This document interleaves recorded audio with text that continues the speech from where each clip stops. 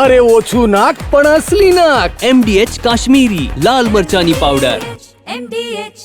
વિરામ પછી આપનું સ્વાગત છે. સોમનાથ મંદિર વિશે જાણીતા લેખક જય વસાવડાએ પોતાની વાત મૂકી છે. તેમણે કહ્યું છે કે સોમનાથ કેવળ એક મંદિર નથી, પરંતુ ભારતીય સંસ્કૃતિનું અનોખું પ્રતીક એટલે સોમનાથ.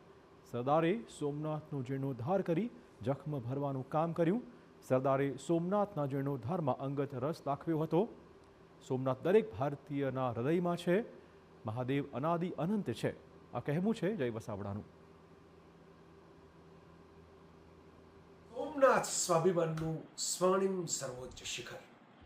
સોમનાથ મંદિર સ્વાભાવિકપણે સૌરાષ્ટ્રમાં મોટો થયો છું એટલે સૌરાષ્ટ્ર સોમનાથવાળું મંદિર એક મારા હૃદયની અંદર વસેલું છે. નાનપણથી મમ્મી પપ્પાની આંગળી પકડીને પણ એની યાત્રાઓ કરેલી છે. અને હવે જે સોમનાથ છે તો આખું એક વિશિષ્ટ, બહુ વૈભવી, બહુ સરસ મજાનું વિરાટ સ્વરૂપ ધારણ કરેલું છે. અને એનો મને આનંદ છે.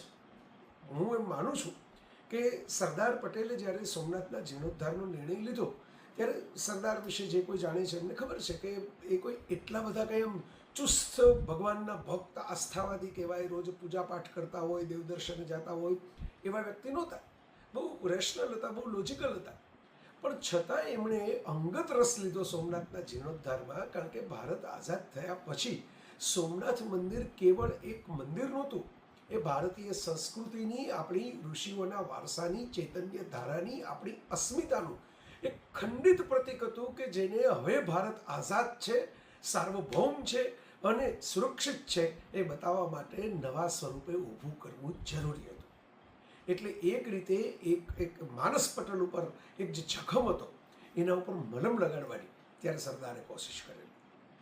અત્યારે 1000 વર્ષ પૂરા થઈ રહ્યા છે એ ઘટનાને, એ દુર્ઘટના હું તો કહીશ ઘટનાને બદલે, કે જ્યારે મોહમ્મદ ગઝની છે એની તલવારો અને એના લશ્કરને લઈને સોમનાથ ઉપર ચડાઈ કરવા માટે ચડી આવ્યો અને લૂંટ પણ મચાવી અને એક રીતે આપણી આસ્થાને ખંડિત પણ કરી. અને એ કાળથી શરૂ થયું એક લાંબો દીર્ઘકાલીન એક કાળખંડ, અંધારિયો ખંડ, એક ગુલામીનો એવો ગાળો કે વિશ્વના ભલભલા દેશોએ નથી જોયો, એ આપણે કમનસીબે જોવો પડ્યો.